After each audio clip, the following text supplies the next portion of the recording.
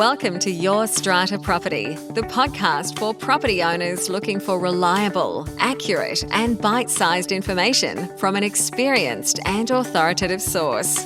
To access previous episodes and useful strata tips, go to www.yourstrataproperty.com.au.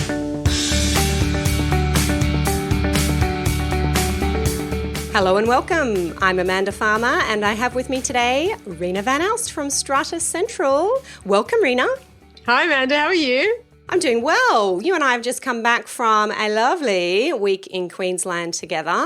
Have you settled back in? Yeah, trying to get back into it. It's always hard after having such a nice time away, Amanda. Yes, we were both attending the annual conference of the Australian College of Strata Lawyers, and I'm going to share my highlights from the conference when we get to our wins section for the week. Look forward to that. But for now, let's jump into the hard stuff first, the challenges. What's been your challenge this week, Reena? The hot weather, Amanda, I think has been a challenge for so many people on a personal level, but in our strata schemes, a lot of owners are applying to install air conditioning units. And as we know, that normally involves some sort of connection through a common property wall, being a boundary wall. So under the new legislation, that is deemed to be a minor renovation, and that would require general meeting approval. In some cases, strata committees have already passed a minor works bylaw allowing them to take carriage of such applications. But the other challenge, I think, Amanda, that we've had also is whether or not the committee does have the power to approve these because it affects the external appearance of the lot, which is also mentioned in the legislation. So what's been your experience, Amanda, with lot owners coming to you? Because we obviously have to give them guidance, and we've been telling them, well, it depends on the location, it depends where it's being seen from. Yeah. Looking at their existing bylaws. But how are you dealing with your lot owners that come to you for advice, or owners corporations? Yeah, so just to give a little bit of background to our listeners who might not be familiar with this part of our legislation in New South Wales, our Section 110 allows for air conditioning units to be installed with the approval at a general meeting by ordinary resolution. So simple majority approving the aircon installation at a general meeting, that's because it's classed as minor work in our legislation. And as Reena mentioned, the general meeting can also delegate to the strata committee the authority to approve minor work. So in some buildings, you'll see strata committees reviewing applications for aircon installations and approving those. But as you have rightly pointed out there, Reena, if an item affects the external appearance of a building, then it cannot be minor work. It's expressly excluded from the definition of minor work, and it then has to be approved by a special resolution at a general meeting. At least that's my view. Our legislation is not that clear, but that's what most of the lawyers I find are saying. So, Reena, to your point about what we're doing in practice, definitely if the installation is likely to affect the external appearance. And look, that really depends on how high up the balcony is, where the compressor unit is going, whether it's enclosed or whether it's visible from the street, what's happening with the ducting and the piping, what it's going to look like. If it's going to affect the external appearance, then my advice is that it should have a special resolution, and it is not minor work that can then be approved by an ordinary resolution or by the strata committee. Yeah, thank you, Amanda, for that. That's what we've been saying, depending on the circumstances. But our other challenge that we have also is that a general meeting has to be called. And depending on your agency agreement and what delegations you have, in our case, we only have partial delegations, so we don't have the authority to call any general meetings. So we have to either ask the secretary to call the general meeting on behalf of that lot owner or the strata committee to pass a resolution. And then by the time that happens, then you've got the owner having to set a date with the owner that's obviously going to fit in with our schedule and their schedule. And then obviously the meeting notice period now being nearly 17 days for a general meeting when you include the extra postage. So by the time this all happens, it's taking like sometimes over a month, sometimes up to 2 months for this installation to occur. And people are getting quite rightly disgruntled and disappointed with the whole process. And I think even though the legislation was redrafted to try and help these things pass more easily, especially having this minor works provision. I'm finding in practice, Amanda, it's still a challenge because of the whole convening of a general meeting, and also the lot owner having to bear the cost of that meeting if there's no other general meeting that's occurring at the same time. And people think, well, why do I have to pay for this? And sometimes the cost of the meeting is just the same as the cost of the air conditioning unit. Yeah, very good point. Which is unfortunate if it's a large scheme. So, just perhaps feedback we can give to the revision of the Act in terms of how this can be dealt with in a more expedient manner. Yeah, definitely. And I think there remains, as I just hinted at earlier, some confusion around items that don't fall under the definition of cosmetic work or minor work. Our legislation is not very clear about what then happens with what we're calling major work, which is waterproofing, items that affect the external appearance of the building, or items that affect the structure of the building. They seem to fall into this category then of requiring a special resolution, but I've been looking at that quite closely lately for a client, and the legislation ain't that clear cut. So some buildings are saying, well, we can pass a bylaw that says even if a renovation affects external appearance, we can decide by way of bylaw that the Strata Committee can approve that, because Section 111 in our Act says that work can be approved. One of the ways in which work can be improved is by any other means permitted under the bylaws. So the argument is, well, if we permit bylaws, if we have a bylaw that says major work can be approved by ordinary resolution, well, then that's okay, and we can avoid this need to keep going to a general meeting. I understand the practicalities of that. If you look at the second reading speech when our Strata Schemes Management Bill was considered in 2015, it does refer to a three-tiered approach. It does refer to major work requiring a special resolution. So I think if you're going to have to look at legislative intent because the wording of the legislation is not clear, then you're going to end up with a conclusion that major work was always intended to be approved by special resolution and specifically recorded in a bylaw. But yeah, you're right. It's not clear. It's confusing a lot of people, and it is not the simplification of the process that perhaps was sold to us all. Yeah, hasn't worked out in practice. Yeah, exactly. Anyway, I am sure I'll hear from a few of you about that challenge. It is no doubt one that many others are facing as well, Reena, and happy to come back and keep talking about that one. Shifting over to my challenge for the week, and I flagged this one in our recent YSP Live event that we had with members, Reena, the issue of insurance claims and what happens when lot property is damaged because of an event. It's water penetration, perhaps from the leaky dishwasher above. It is not a failure of the common property, but the lot owner below has been impacted. They've got peeling paint or they've got dampness or whatever it is, and they've said, well, the owners corporation is insured under their building policy. It is a broad policy. It does cover these kinds of events, and we want the owners corporation to lodge an insurance claim and have the costs of fixing this up met by the insurer. Now, Reena, you and I spoke about this back in episode number 186, and in that episode, I said that there is no obligation on an owners corporation to actually lodge an insurance claim, and the owners corporation would be within its rights to say, hey, this is not a common property failure. This is a problem that you've got with the lot owner above. It is their leaky dishwasher that's caused this. You sort it out with them. If you want them to meet your costs, then matter between the two lot owners. Now, since then, we have had a comment on the website under episode 186, and there's always facility there for listeners to make comments and enter into discussions with me. The person who's posted the comment hasn't left their name. They've called themselves Strata Professional, but I can tell by reading it that this is a seemingly qualified person. I don't know if they're a lawyer or a strata manager or perhaps in the insurance sector. But they've said here that this is an interesting concept that you and I have been discussing, and they have pointed to, indeed, Section 161, subsection 3A of our Act in New South Wales, which requires an insurance policy to insure against damage to lot owners' fixtures and improvements forming part of the building. So as I said, these are items that are covered by the Owners Corporation's building insurance policy. And A section that we didn't talk about in this episode, Strata Professional here has pointed it out. It is section 174, which says that a person may make an application to our tribunal to order an insurance claim be made.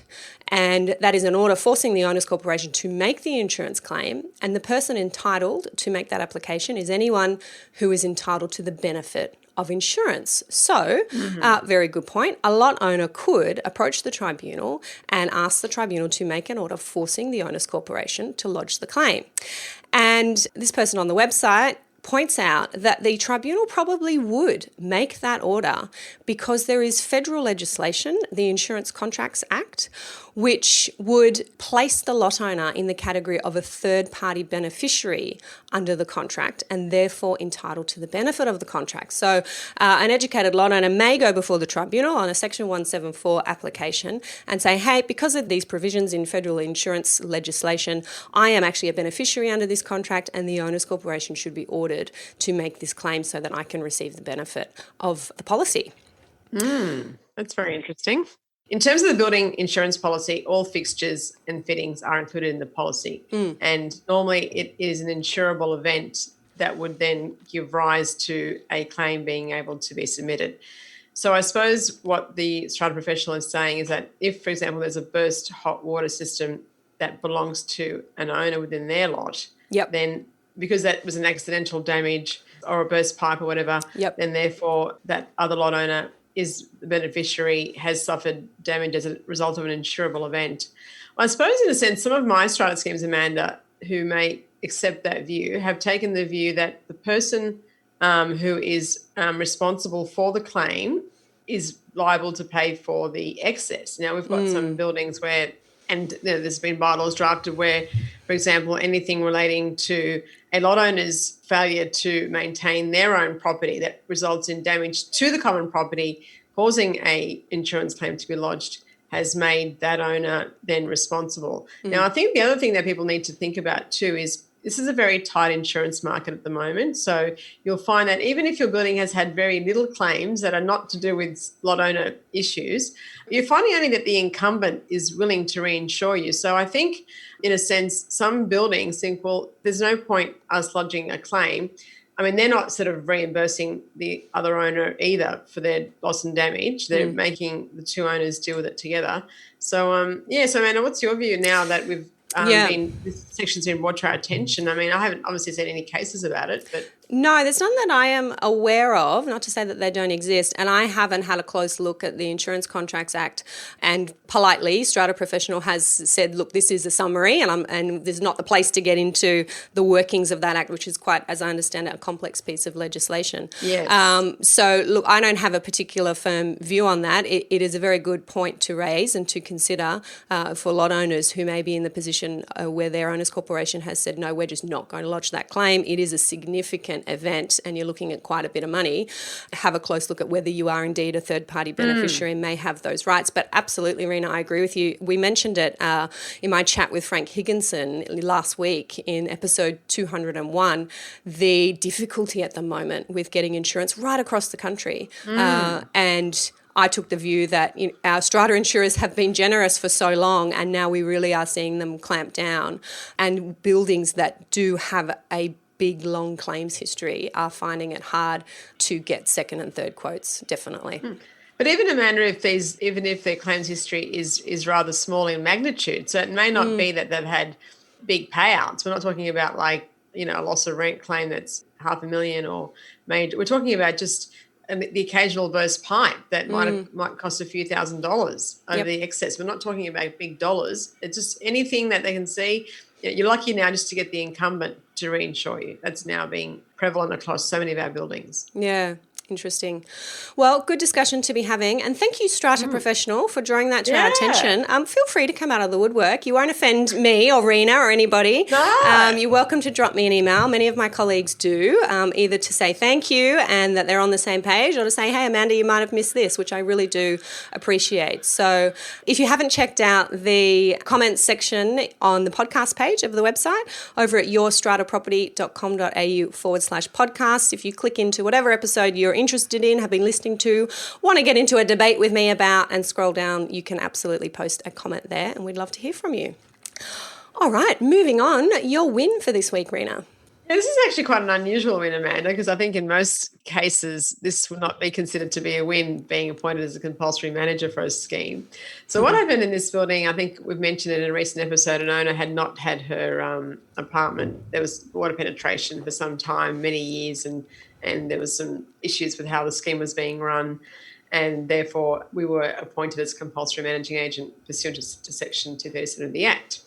Anyway, so, people are always apprehensive.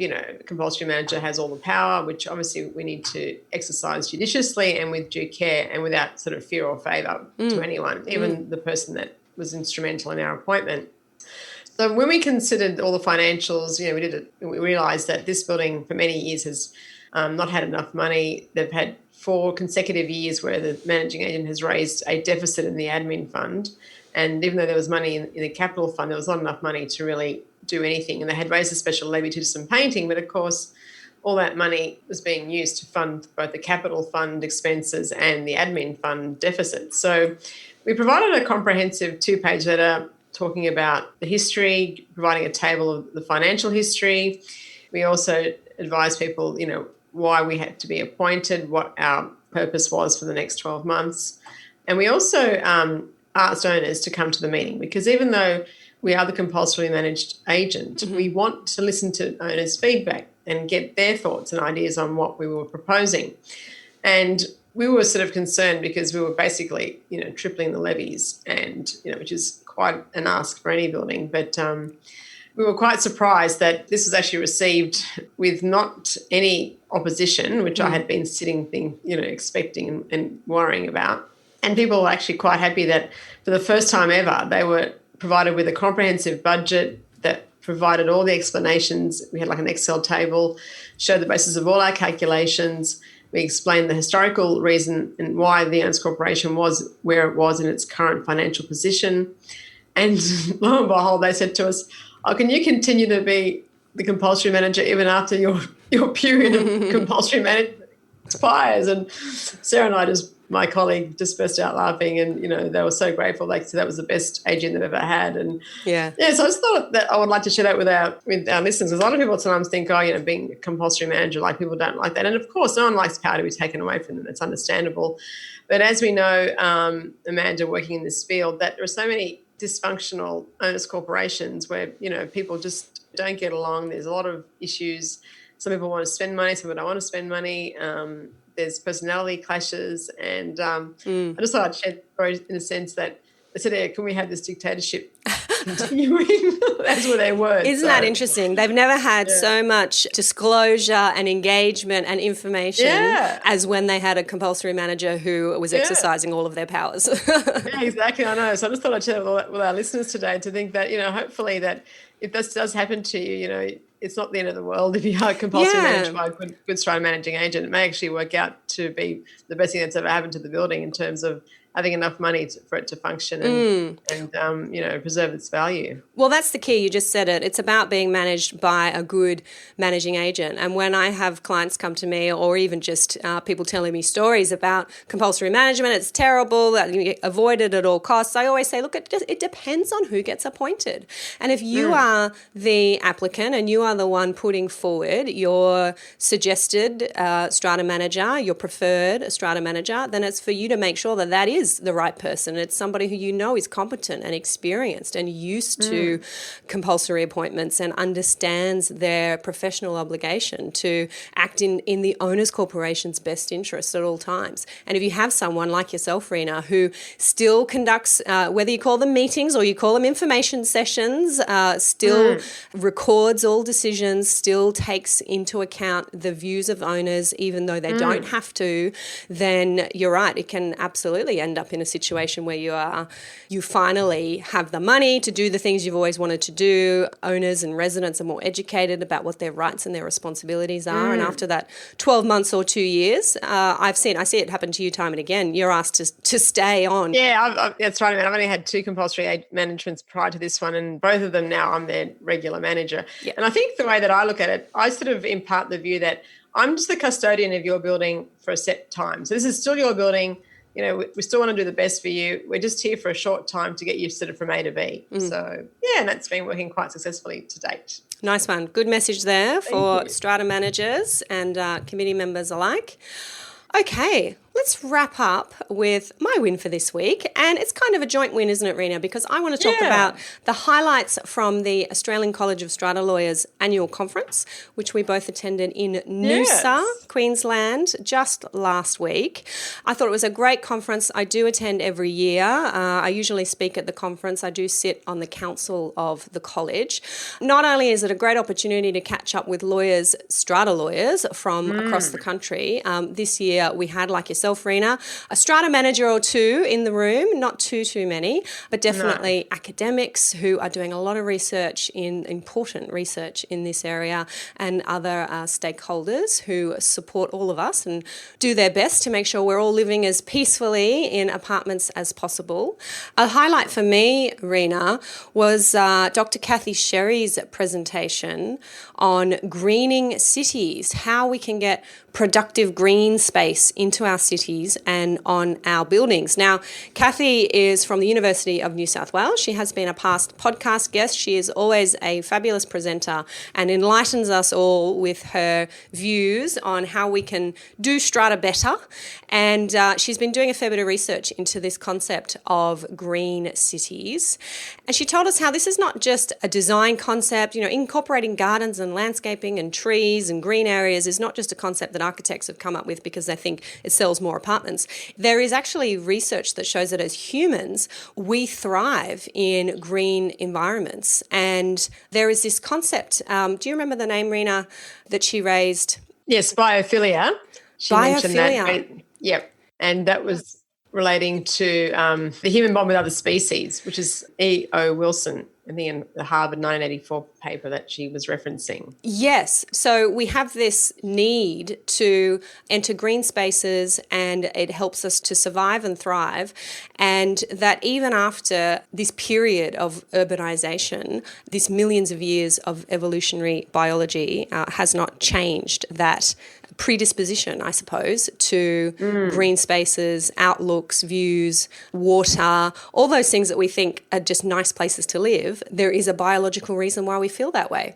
Yeah, and also, man, I think some of her research that she was examining showed that the impact on mental health for people when they do live in green cities versus people that, live in concrete jungles, so to speak. So in terms of the mental health impact on people living, because in a sense, multi-unit dwellings are, living in very close proximity. So in a sense, you go from an office tower where you work, then you come home to your apartment tower, so to speak, and then, having that greenery helps with mental health issues and being able to sort of deal with life. And it's all sort of been documented in many, many research papers on this subject. Yeah, and she did make clear that in that research they did control for factors like education and wealth and all the other things that you might think have an impact on general happiness and mental health, that when you control for all of that, it is still the fact that living in these green spaces is just producing happier people, which is good to hear and important for our planners, our developers, our architects to understand that as they are building our communities of the future.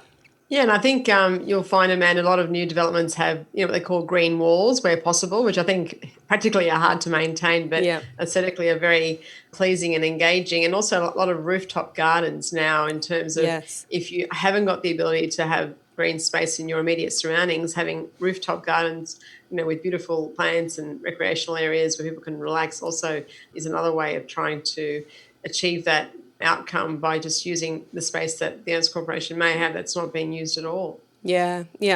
Very lucky if you can be in a building that has that kind of space and able to use it in those creative ways. But if you are perhaps looking for a new building to invest in or to live in, then bearing in mind the importance of green space is a good idea.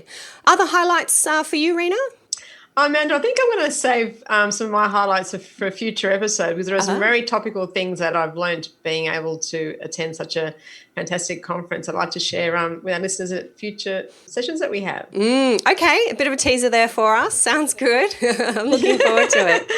All right, Reena, but it was lovely to catch up with you in person, and I know many of our listeners approached us and said it was good to meet us in person, to see us together. We said, yeah, actually, we do hang out. We do actually. That's right. We do like each other. Not just over a podcast. Exactly. No, lots of fun. All righty. Well, nice to chat to you again, and I will catch you next time. See you later, Amanda. Bye. Thank you for listening to Your Strata Property, the podcast which consistently delivers to property owners reliable and accurate information about their strata property. You can access all the information below this episode via the show notes at www.yourstrataproperty.com.au. You can also ask questions in the comments section, which Amanda will answer in her upcoming episodes. How can Amanda help you today?